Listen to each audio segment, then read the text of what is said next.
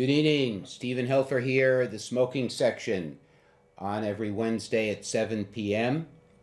And I just returned from New Hampshire where I was doing some hiking and a little bit of skiing, some late season skiing, and I really found that,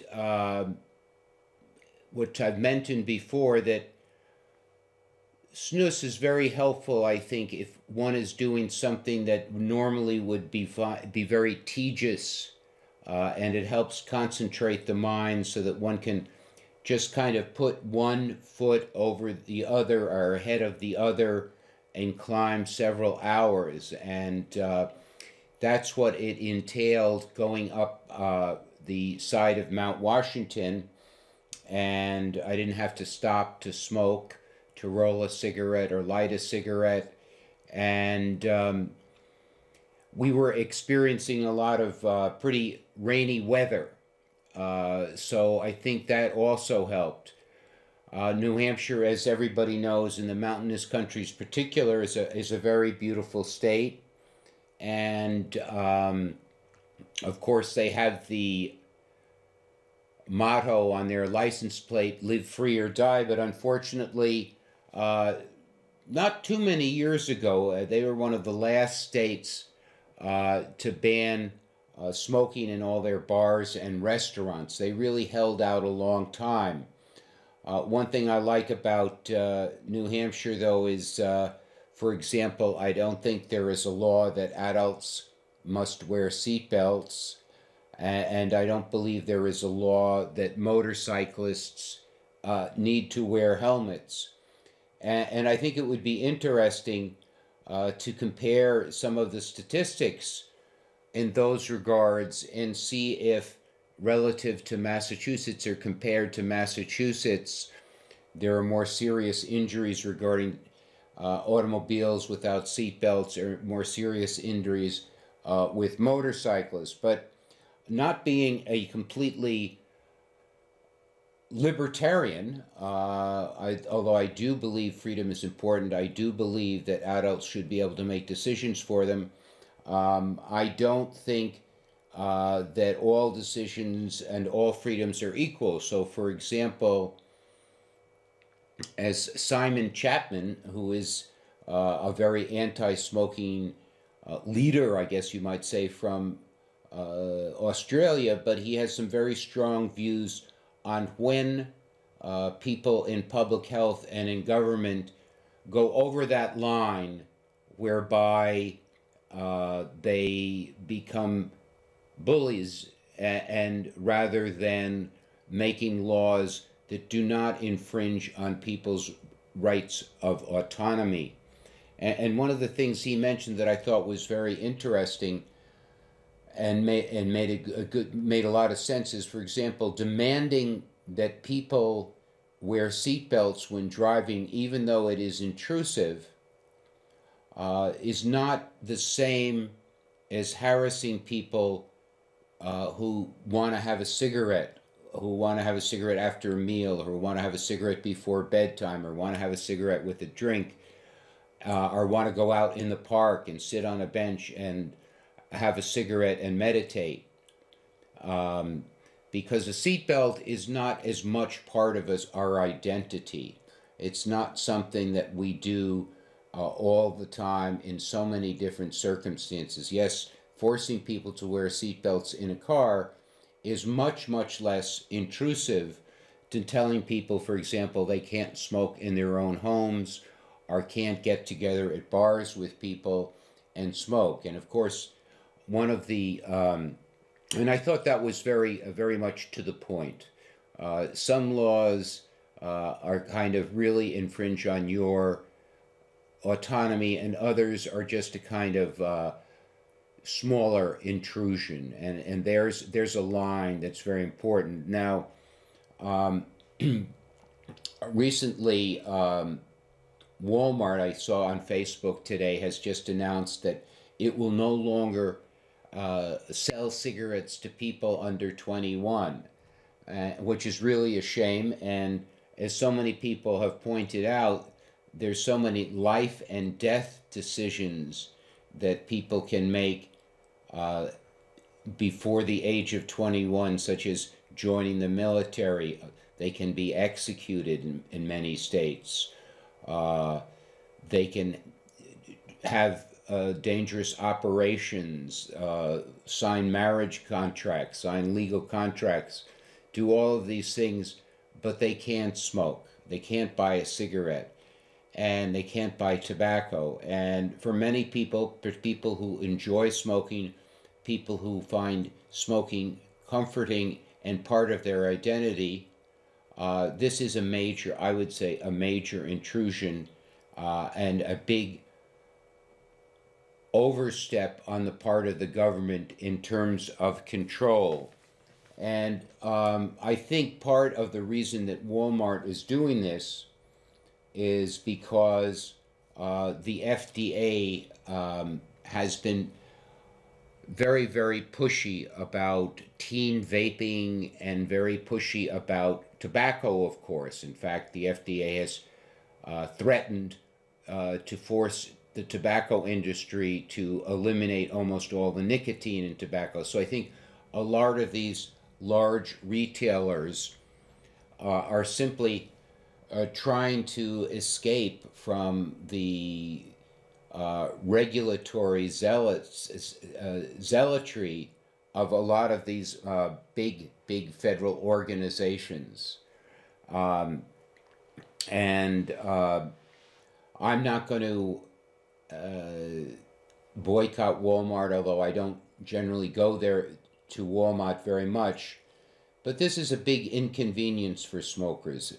For example, when I was up in at the Pinkham Notch Lodge of the Appalachian Mountain Club, it looked like I didn't have any matches, and it looked, I couldn't find anybody very easily where I could get matches, and it looked a little, I was getting a little bit desperate.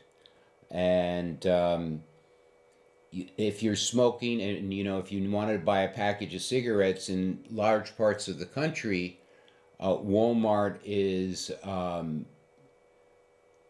basically one of the few retailers that might be within your range of your home.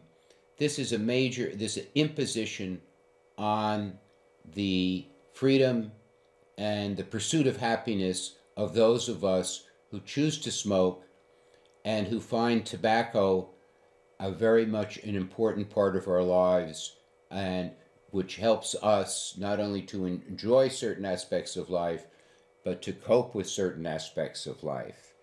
And we all know that life can be sometimes very difficult to cope with for many people. And tobacco is an important thing, and I think a good thing. And I think that's why tobacco is in our ecology. I don't think all of these plants that we find that are helpful to us are there just by accident. I think that the whole ecological system has a purpose, and the tobacco has a very important purpose. And I think interfering with our ability to buy cigarettes and to smoke is again a form of bullying on the part of these federal agencies and state agencies and people who just want to not let other people alone.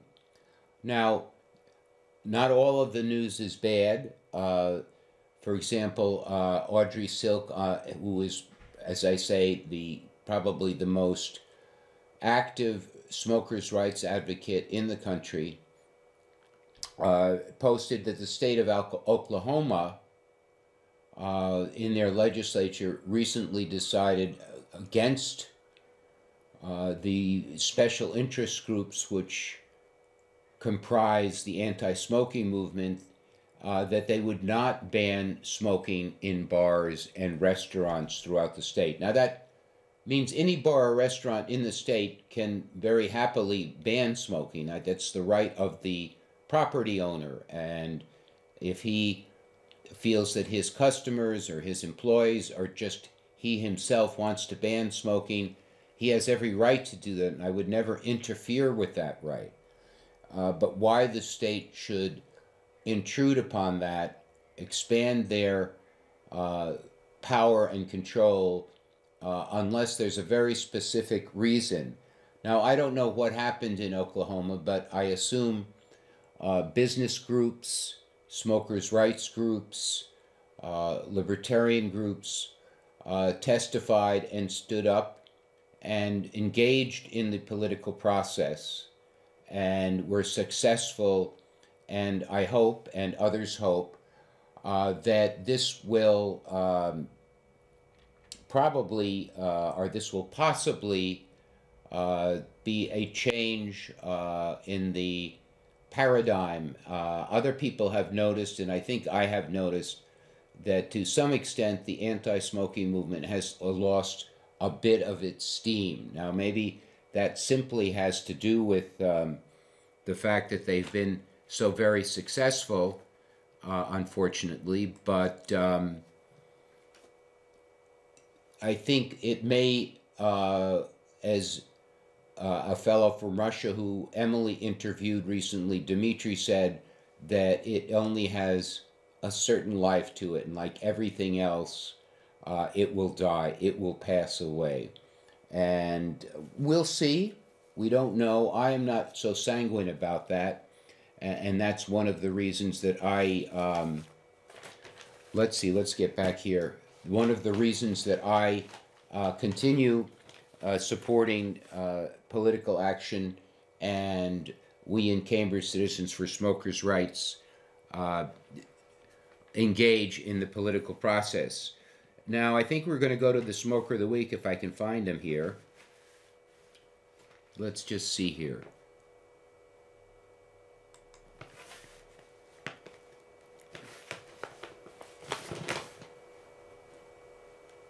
There we go.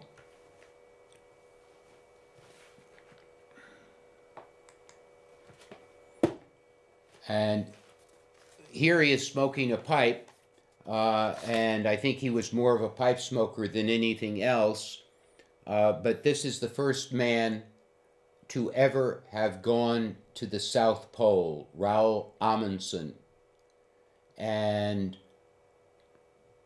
when he reached the pole in 1912, I believe it was, the first thing he did was begin to smoke his pipe after an exhausting and grueling trip across the barren ice of Antarctica. And he was a lifelong smoker, and at one point I remember he wrote a letter ordering 50 pounds of tobacco just for himself.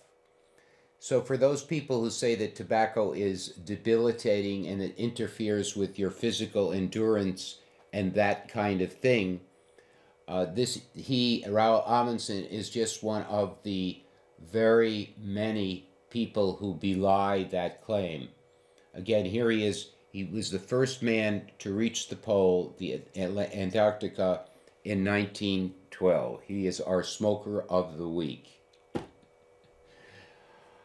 Now, one thing that I think is a little bit upsetting, of course, in this endless war on smoking, or what might appear to be an endless war, is I think it is the city of Beverly Hills, according to an article I read, had a fiery debate over whether to ban the sale of tobacco entirely or almost entirely within the city limits.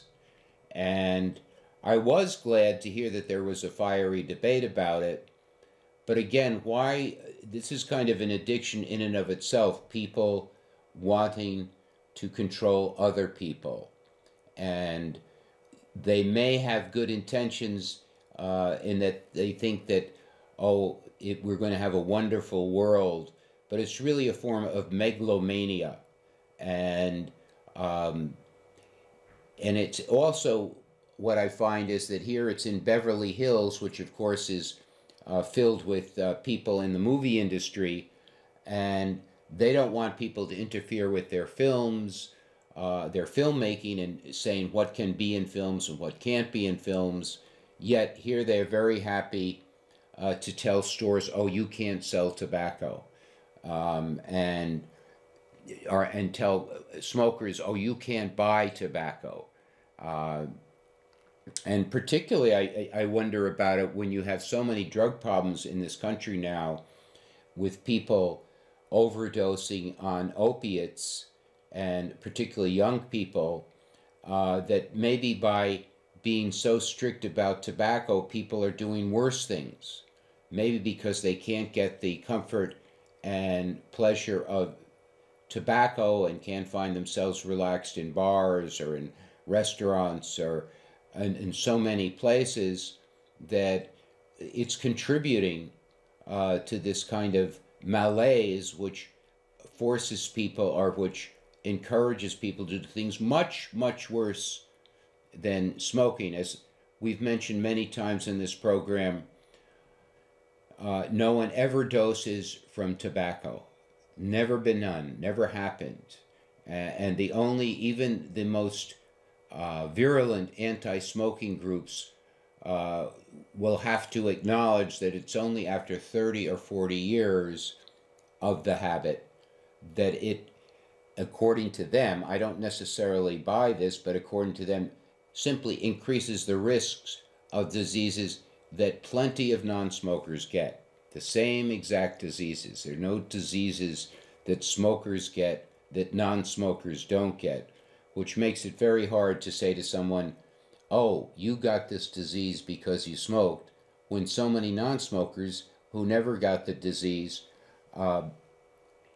get the same disease. I mean, one of the things is in the last 20 years is that there seems to be an increase, particularly among young women, often young women who have extremely healthy lifestyles and don't smoke, unfortunately getting lung cancer. And this has been happening not only in the United States, but there was an article in The Guardian not too long ago, and it is kind of baffling the scientific profession. And one thing that is really a shame about it is because there's so much stigma attached to lung cancer that there's very little research funding for it, and people always say, oh, did you smoke? And it also has to be acknowledged that the vast majority of lifelong heavy smokers do not get lung cancer. Only a very few smokers get lung cancer, although admittedly that few is larger than non-smokers. But again, as I pointed out on this program before, one of the reasons is because doctors always are looking for lung cancer in smokers and often not looking for it in non-smokers and not finding it. So that statistics themselves can be somewhat dubious. Now, one thing that is a little bit troubling, and this is not exactly linked to smoking, but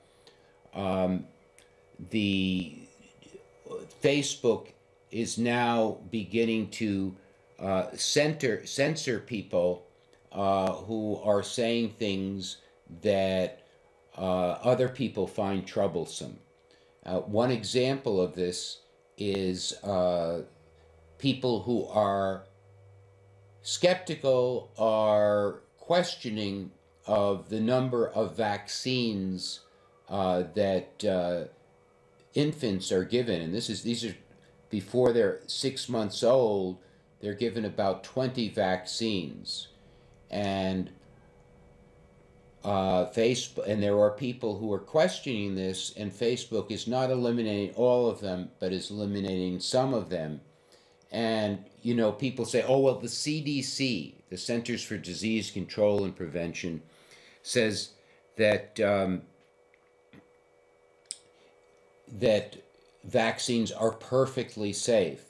But I think it's important to, and the Centers for Disease Control and Prevention and the Food and Drug Administration, these are large federal bureaucracies which have a collective ego.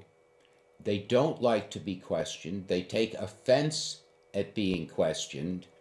And simply because they say it does not mean it is true. And I'm not trying to say that I'm anti-vaccine or pro-vaccine, because I'm not. But I do think it is legitimate to question what a lot of people say is scientific authority. Simply because 97% of scientists say something does not necessarily mean it's true, and particularly when it comes from a large bureaucracy, and large bureaucracies of any kind often kind of circle the wagons when anybody questions them or questions their authority. And I don't think science itself should be used. People used to talk about Bible thumpers, people would beat other people over the head with the Bible and say, this is what the Bible says, therefore you should believe this, or you shouldn't believe this, or you should do this, or you shouldn't do that. Well, I think simply because you say 97% of scientists believe something does not necessarily mean it's true. It doesn't necessarily mean it's false either. I don't think all scientists all the time are the Centers for Disease Control and Prevention, are the Food and Drug Administration, are totally without any kind of integrity whatsoever, but I do think they all have strong biases. And for example, the other night on a radio program I listened to, Dan Ray, Nightside, one of his callers said, do you believe the image that was on the front page of the New York Times of a black hole? Do you believe it? And Dan Ray said, yes, of course I believe it. Well, what happens if he said he didn't believe it? What happens if he said he's skeptical? Does that mean he's a bad person? Does that mean he's a fool? I mean, I have no idea what a black hole looks like. No one else does, because there's never been an image of a black hole. So simply because it's on the front page of the New York Times and it comes from NASA, we are supposed to accept that without as gospel truth, and we have no criteria really to judge whether it is accurate or inaccurate. But this idea that, well, if you even question it, somehow you are anti-science, which of course is really theoretically the contrary to what science is supposed to be about. Science is supposed to be questioning, not accepting something simply because someone is in the scientific profession or not. I think Peter Berger, who was a sociologist at Boston University, noted that there are people who would not accept a single statement by the National Security Advisor, but if the Surgeon General says something is so, they will believe it because the person is a scientist. And this is something called scientism, whereby we have an overly inflated view of science, and believe that scientists are somehow free from biases and arrogance and jealousy and politics. Thanks for watching the smoking section. Hope to see you next Wednesday, 7 p.m.